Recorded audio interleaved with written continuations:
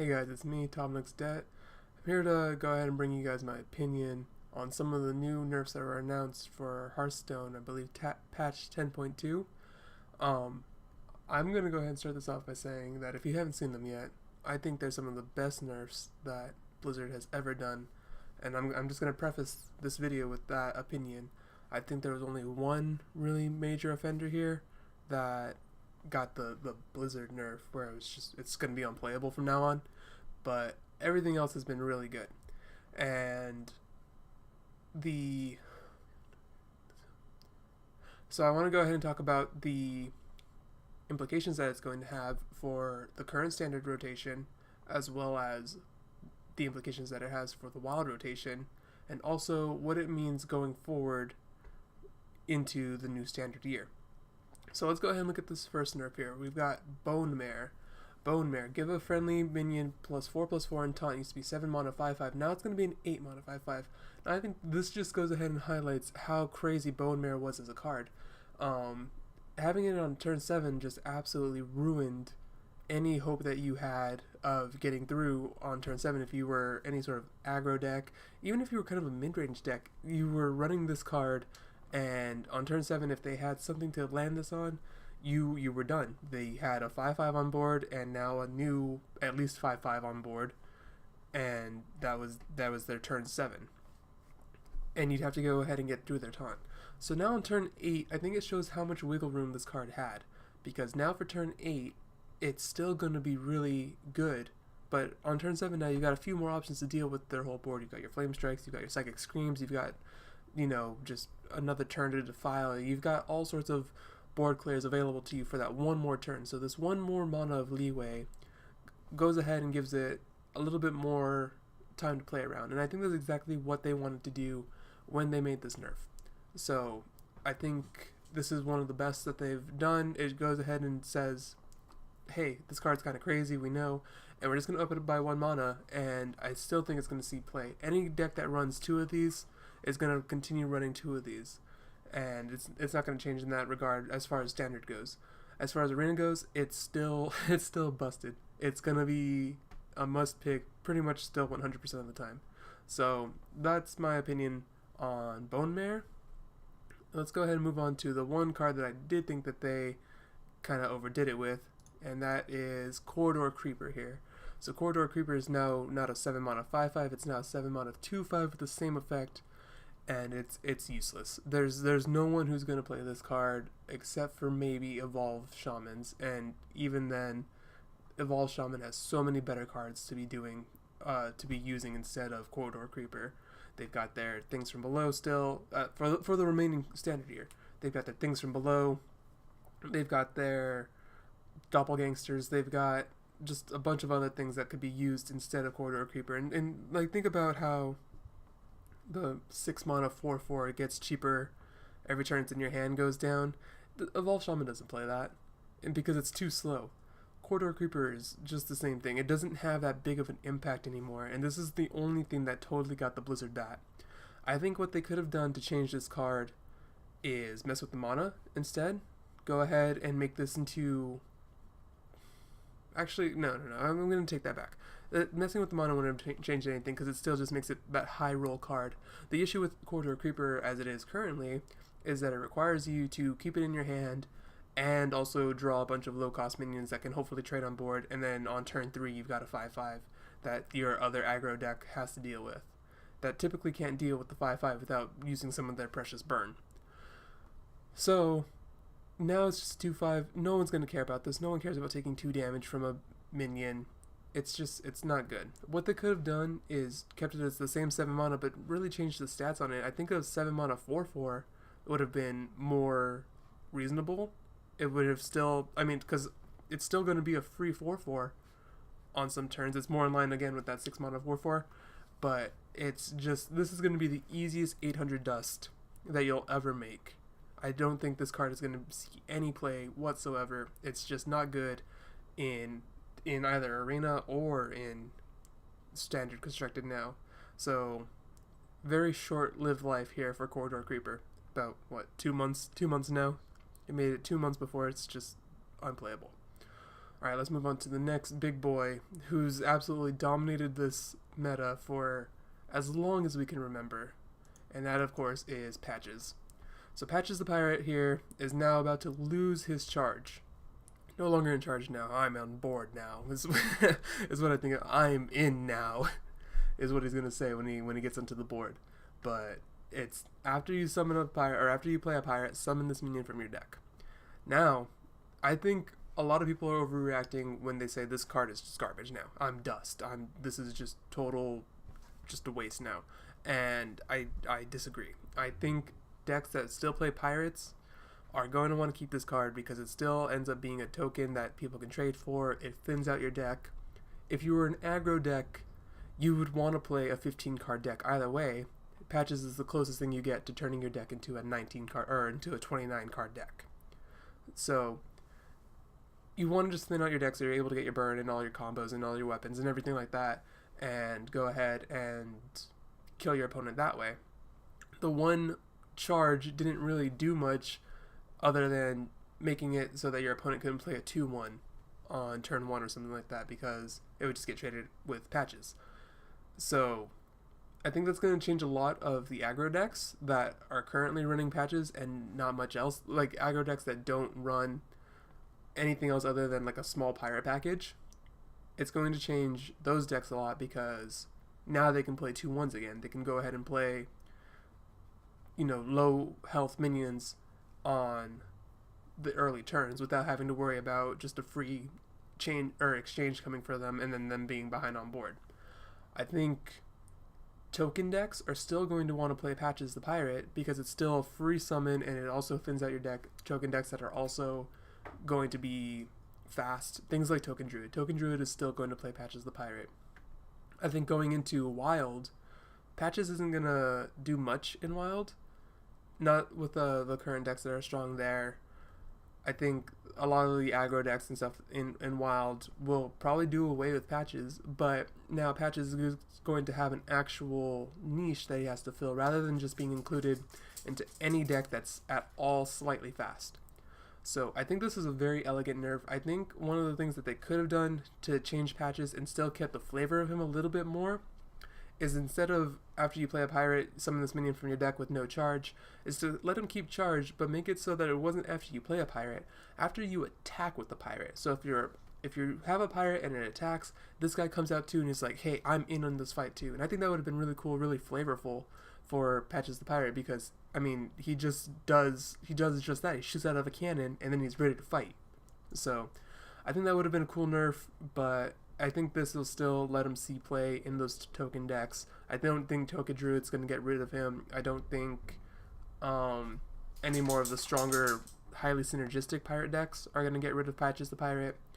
So it's still a good card. It's just not going to be the meta dominator that it's been for almost 2 years now. Alright, so then the last card I want to go ahead and talk about is Raza here. So Raza's changing his effect from if you have no duplicates to making your hero power 0 to making it 1 instead.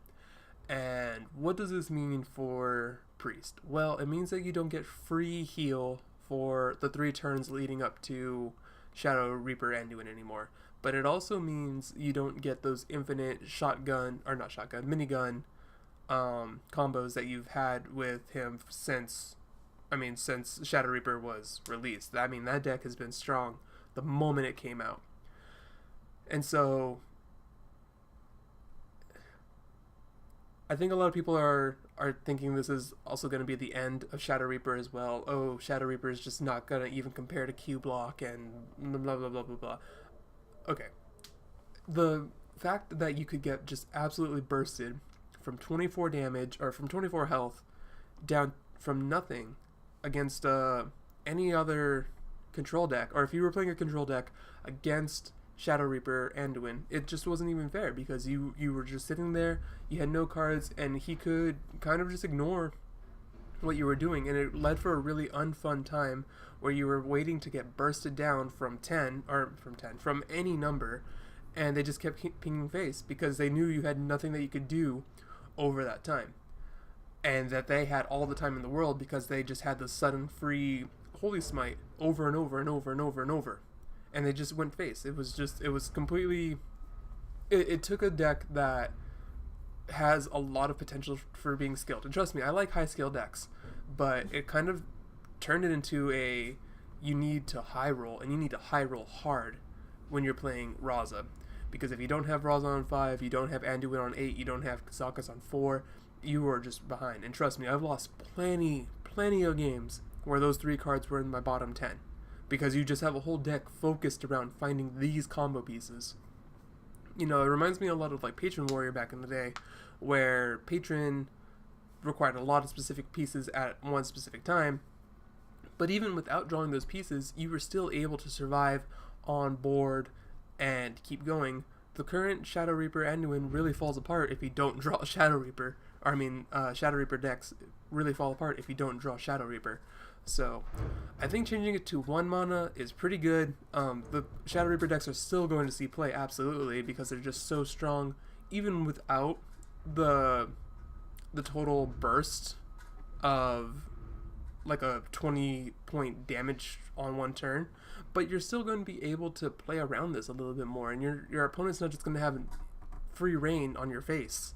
And I think that slowing it down, honestly, even just by a turn, gives you a little bit more time as a control deck to build up a board that your opponent has to deal with. Your opponent can't just ignore it and say, yeah, I can take this damage, I can keep going because my clock is running faster than yours. You can go ahead and actually put pressure on the board now because they've got actual constraints, and I also think it introduces a lot more thinking and strategy to the deck, because you need to sit there and think, how am I going to spend all my mana this turn, rather than just add up the mana in your hand and put pings in between every single one. I think it's going to make it a much more skilled deck, a much more fair deck, a much more cool deck to play around and to still enjoy. I still think Raza is going to see play for the remaining standard months, and I think in Wild he's still going to see play too, because it's just going to still be a good card. Having that permanent mana reduction, if you just look at it from a value gain over and over, you're going to be fine. So, the next thing I want to talk about is the implication for Standard, and what Standard is going to look like after all these nerfs. So, I think it's no secret that Q-Block is going to be absolutely nuts. It's a bunch of its counters just got nerfed. You got the Corridor Creeper, you've got Bone Mare, you've got Patches the Pirate, that all put Q-Block on that slight clock where, you know, around turn 5, Q-Block gets out of hand. You can't do anything past turn 5. They've got their Skull, they've got their Recruit a Demon, they've got a whole bunch of heal, they've got just board clears and everything like that. If you're an aggro deck past turn 5 against Q-Block, it's over. And they removed a lot of aggro tools to deal with them. I think for the remaining 2 months between February and April, Q-Block will be the deck to make. It's just, that will be the one deck meta that people are kind of fearing. I don't think anything is going to be as strong as Q-Block coming out. And so what does that mean for the next rotation? And I think what it's signaling, at least what I hope it's signaling, is that Blizzard is going to Hall of Fame quite a few Warlock cards, or not even quite a few, but just enough to make it so that the deck isn't the same as it's always been, or that Warlock isn't the same as it's always been. I think this is a huge signal that Doomguard is probably going to get Hall of Famed, and I don't know why he didn't get Hall of Fame, or hasn't been changed before. I think Doomguard has been a problem for way too long. It's just, there's no other card with its power line for 5 mana. Like, if any class could have Doomguard, they would. If Doomguard was a neutral card, it would be in every single deck. Any single deck that had any sort of aggro play, any way to cheat out demons, which is honestly just what Warlock can do, and that's it. I think for the longest time, Doomguard should have been a 5 mana 3/5. Discard up to 2 cards and gain +1/+1 for every card discarded, so that you can go ahead and skirt around that cheating method. And if it gets revived back, it comes back as a 3/5 charge that's much more manageable and much more in line with other class cards of its time, or class cards that Warlock would have. So I think it's a huge signal that that card is going to be gone. As far as other Hall of Fame cards, nothing has really been revealed from these nerfs that I think is going to get Hall of Famed. I think the only other one that I can really pray that gets Hall of Famed is Ice Block, because that's another card that just prevents any sort of creativity when it comes to control mages. You know, you're always going to have 2 Ice Blocks in your deck, and you're always going to be looking for Ice Block with your random effect cards and stuff like that. But I think Warlock is just going to be the absolute dominator for the next 2 months. Now, if these nerfs come out, I think they're going to be well received, because they're honestly some of the best that Blizzard has ever made. I think they're going to be really well received.